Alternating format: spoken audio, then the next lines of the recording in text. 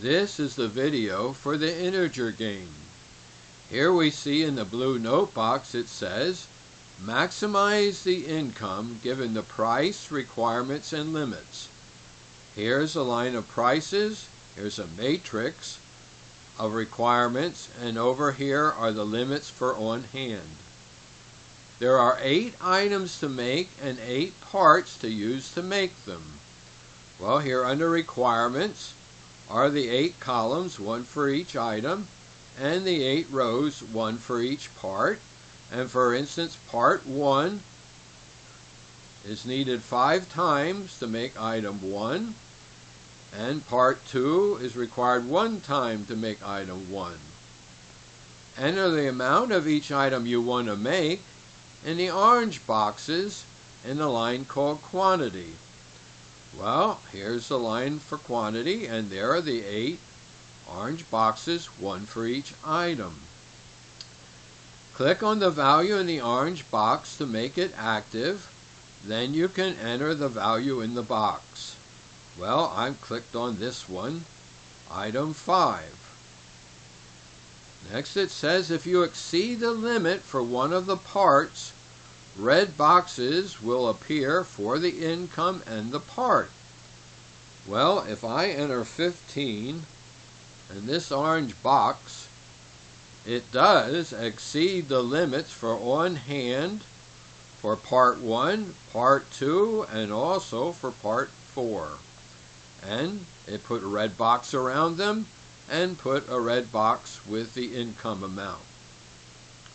Next it says there are 100 different games, and here we see where the game number is entered, and we're to click for the next note. If you exceed the wanted quantity of the item, red boxes will appear for the income and the wanted quantity. Well, now first we'll correct for this problem. I'm going to change that to 10, and now that's no longer an error. But we're going to go now to the first one here and exceed the wanted quantity of 3. We're going to put a 4 in there.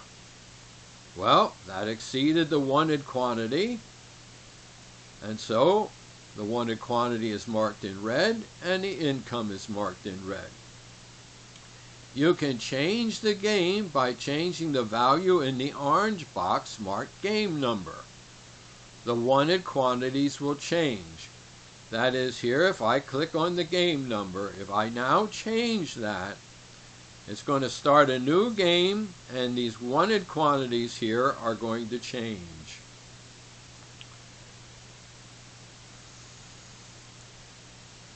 If you click on the box, click for Program Solution, the program will find one of the best solutions.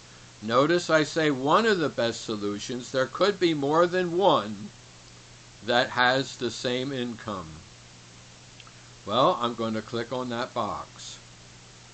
Okay.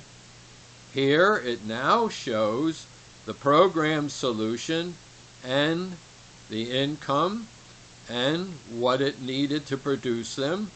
Notice it maxed out at 100 for on hand, or the second one and the fourth one. The gray code is used to select the solutions because it needs to change only one of the items at a time. Only one item will be either coming into the solution or going out of the solution. If an item has a wanted quantity of 7, it will be given a binary bit for 1, 2, and 4. That adds up to 7. In the case of the one that's 15, it has a bit for 1, 2, 4, and 8. Next note.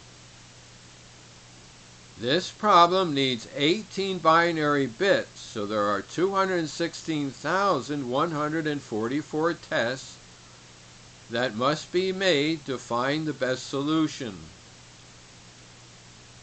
The 18 is created by 2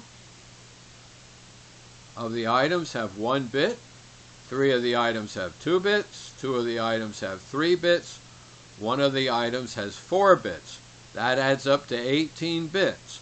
And each one of the problems is going to have the same number of bits. Since each test requires the change of only one item, these tests take only a small fraction of a second. Notice when we asked for the solution, it was instantly. And to return to your solution, just re-click the blue box.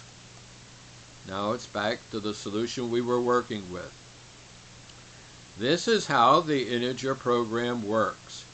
Now we're going to click on Program in the red stripe here at the top to look at the program that runs this game. Here on the right is the main program of the integer game.